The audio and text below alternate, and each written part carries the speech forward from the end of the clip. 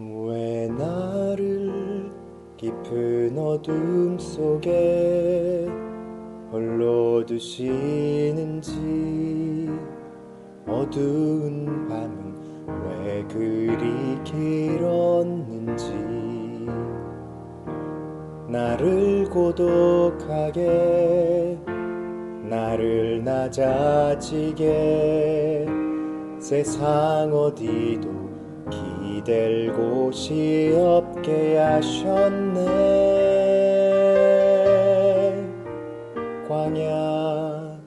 광야에 서 있네.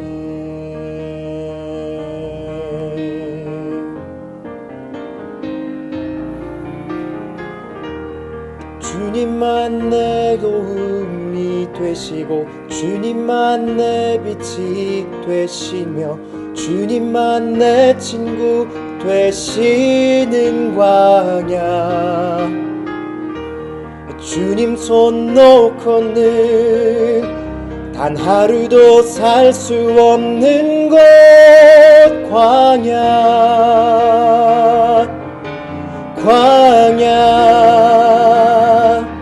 주께서 나를 사용하시려, 나를 더 정결케 하시려, 나를 택하여 보내신 그곳 광야. 성령이 내 영을 다시 태어나게 하는 곳, 광야에 서 있네.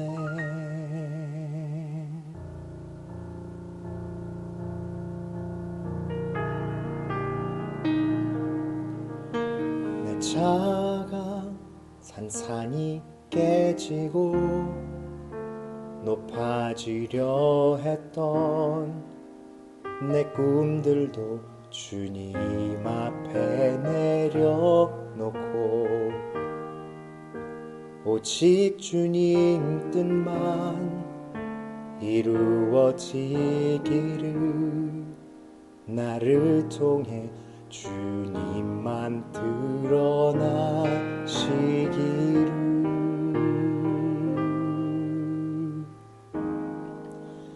광야를 지나며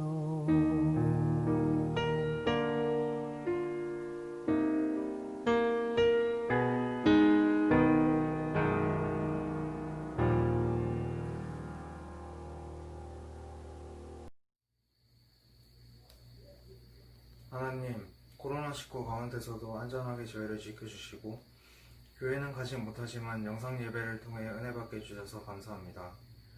저희들의 마음이나 행동으로 잘못한 것이 있다면 모두 용서해 주세요. 하루빨리 청소년부가 다시 모일 수 있게 코로나를 종식시켜 주세요. 전 세계에 코로나로 고통받고 있는 사람들을 치료해 주시고 의료진들에게 힘을 주세요. 오늘도 이슬기 목사님을 통해 들려주시는 하나님의 말씀을 은혜 받게 해주세요. 예수님의 이름으로 기도합니다. 아멘. 오늘 우리에게 주시는 하나님의 말씀은 히브리서 3장 7절과 8절의 말씀입니다. 제가 하나님 말씀을 받들어 읽겠습니다. 그러므로 성령이 이르신 바와 같이 오늘 너희가 그의 음성을 듣거든 광야에서 시험하던 날에 거역하던 것 같이 너희 마음을 완고하게 하지 말라. 아멘. 히브리서는 유대 그리스도인들에게 쓴 믿음의 편지, 서신서입니다. 그런데 이 편지가 기록되던 당시의 상황이 너무도 나빴다고 합니다. AD 70년 성전이 파괴되고 탄압이 시작되었습니다. 서신에도 보면 감옥에 갇힌 자, 학대받는 자들을 생각하라 라고 하는 구절들이 많이 나오죠. 성도들이 믿음 안에서 환난을 이겨내고 박해를 견디며 감옥에 있는 자들을 긍휼히 여기고 너희 소유를 빼앗기는 것도 기쁘게 당하는 일로 알라라는 권면과 칭찬이 계속해서 나오고 있습니다. 이렇게 교회 안팎으로 핍박과 의심, 모임의 중단 등의 어려움을 유일한 구원자 예수 그리스도를 믿는 믿음으로 이겨내라. 그리고 이것을 교회 전체가 함께 하여라 라는 권면의 말씀이 히브리서 전체의 내용입니다. 오늘 본문은 히브리서 3장입니다. 앞에 2장에서 보면 예수님께서 사람이 되셔서 고난을 직접 당하셨기 때문에 시험 받는 우리들을 능히 도우실 수 있다라는 말씀이 기록되어져 있죠. 그래서 어쩌라는 걸까요? 외롭고 힘들 땐 그 예수님을 깊이 생각하고 묵상하여 그분을 마음에 모시라는 겁니다. 예수님도 직접 고난을 당하셨기 때문에 시험 받는 우리들을 능히 도와 끝까지 지켜주신다는 것이 그 이유이지요. 그런데 그들은 도대체 왜 시험을 받는 것입니까? 3장 1절의 말씀을 보면 그 이유가 나옵니다. 그것은 그들의 정체가 바로 하늘의 부르심을 입은 거룩한 형제들이기 때문입니다. 즉, 거룩함이 시험의 이유가 되는 것이죠. 같은 고난과 어려움이 찾아와도 하나님을 알지 못하는 사람들은 다른 데서 그 고난의 이유를 찾습니다. 세상이 날 안 도와주네. 유전, 무죄, 무전, 유죄, 돈과 연줄이 최고야.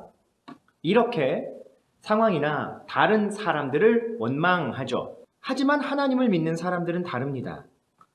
지금 내 인생의 주인이신 하나님을 믿는 믿음이 시험당하고 있구나.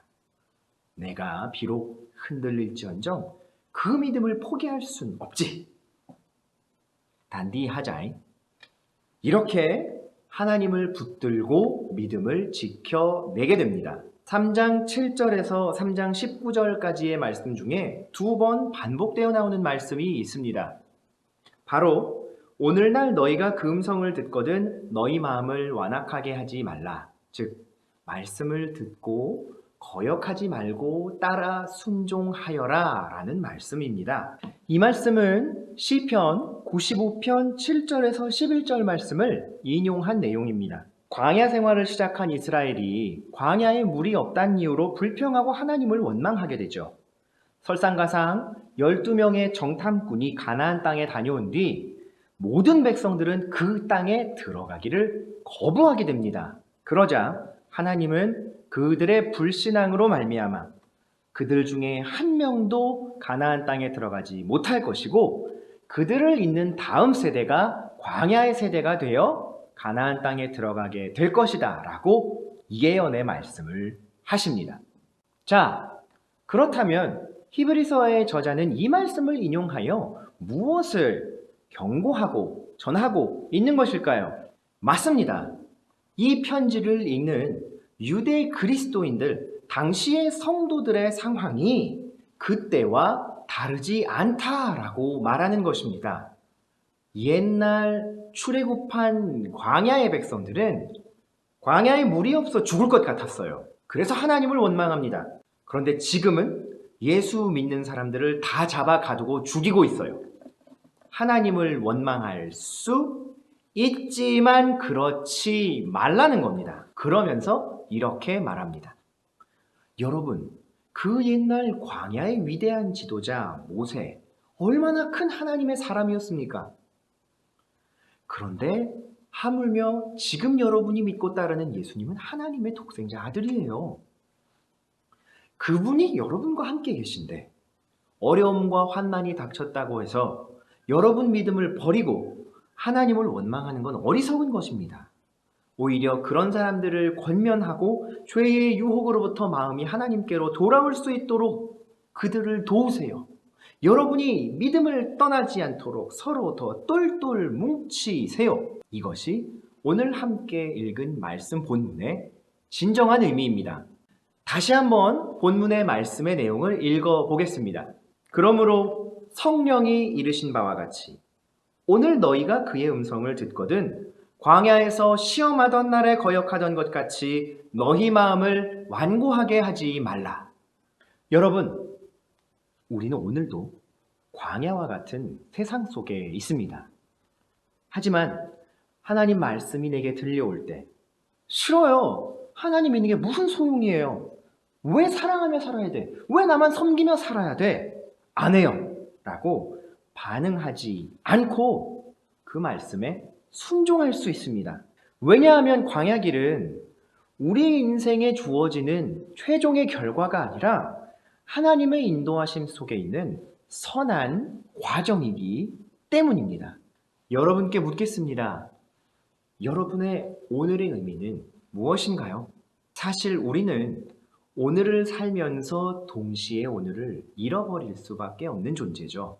지나간 과거를 바꿀 수도 다가올 미래를 예측할 수도 없고 오늘의 현재성 앞에 무기력해지는 것, 우리의 인생의 실존입니다. 그런데 하나님은 시간을 초월하시는 분입니다.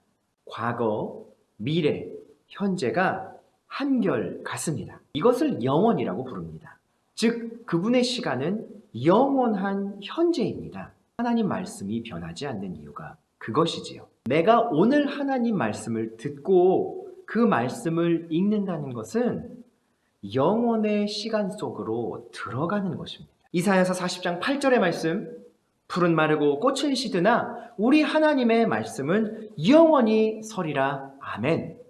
따라서 우리가 오늘의 참된 의미를 가질 수 있는 유일한 길은 영원하신 하나님 음성에 귀 기울이는 것입니다. 그것만이 매일매일 새롭고 더 좋은 하루를 사는 방법이기 때문이죠. 습관과 관성에 기대어 길 가는 대로 걷는 것이 아니라 하나님 나라를 향해 올바로 걷고 있는가를 가늠해 볼 수 있는 삶이라는 것입니다.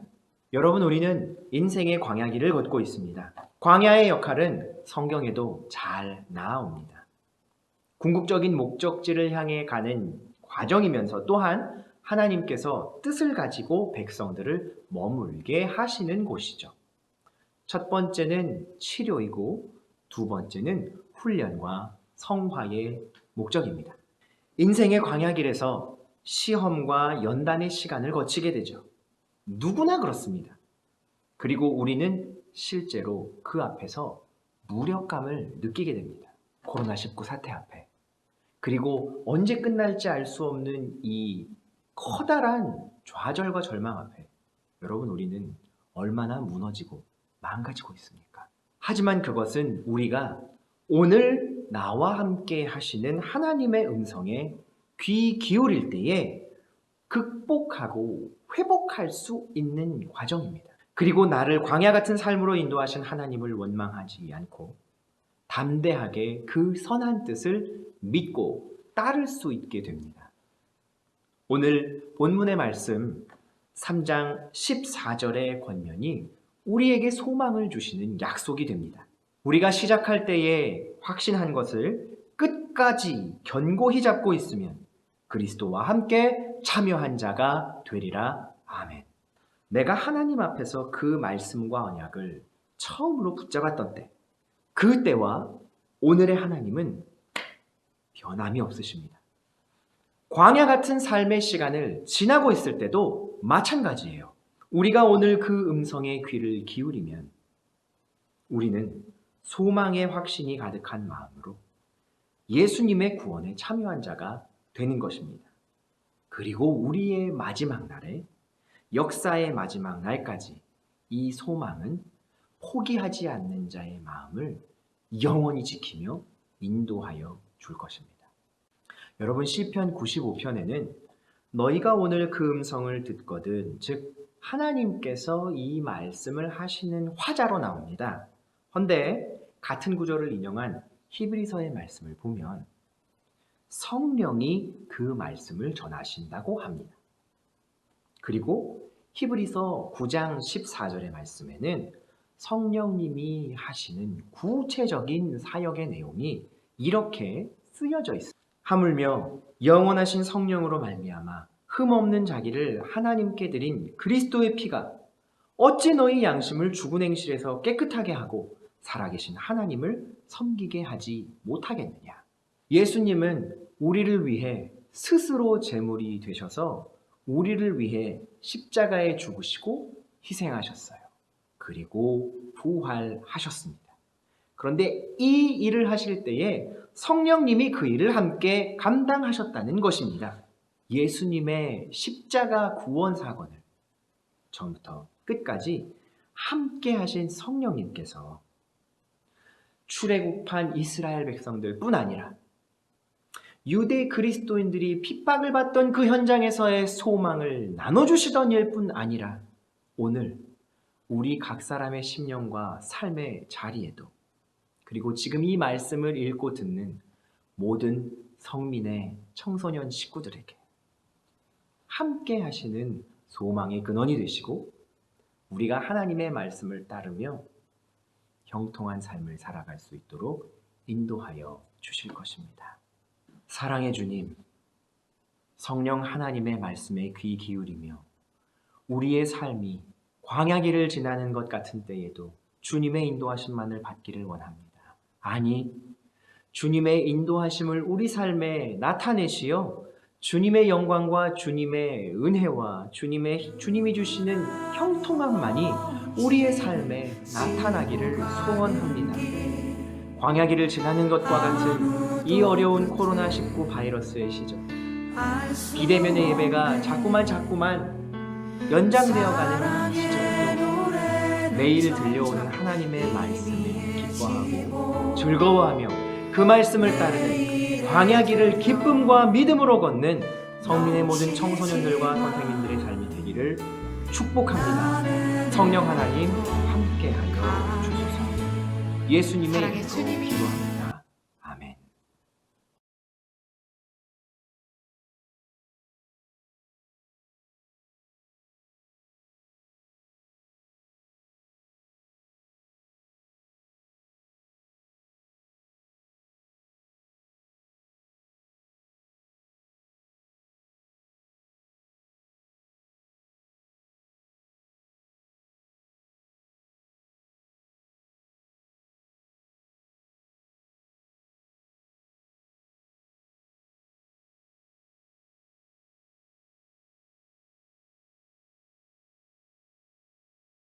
사랑의 주님, 오늘도 함께 영상으로 그리고 비대면으로 예배하였지만 주님이 주시는 놀라운 은혜에 감사하며 귀한 예물을 구별하여 하나님께 바치는 손길들을 기억하여 주시고 복 내려 주소서. 주일헌금 11조 감사 모든 예물들이 하나님 앞에 드려지는 향기로운 예물이 되게 하시고, 우리의 먹을 것, 쓸 것, 우리가 살아가는 모든 생명이 하나님께로부터 오는 유일한 공급자이신 하나님께 감사하고 찬양하는 마음에 고백이 되게 하여 주시옵소서. 각 가정의 생계와 우리 청소년들의 앞길과 진로를 인도하시는 하나님, 이 감사의 예물로 말미암아 더욱 형통한 앞길에 주님의 인도하심을 더하여 주시옵소서. 그리하여 소망을 품고 이 환난의 때를 이겨가는 주의 성도들이 되게 하여 주시옵소서. 예수님의 이름으로 기도합니다. 아멘.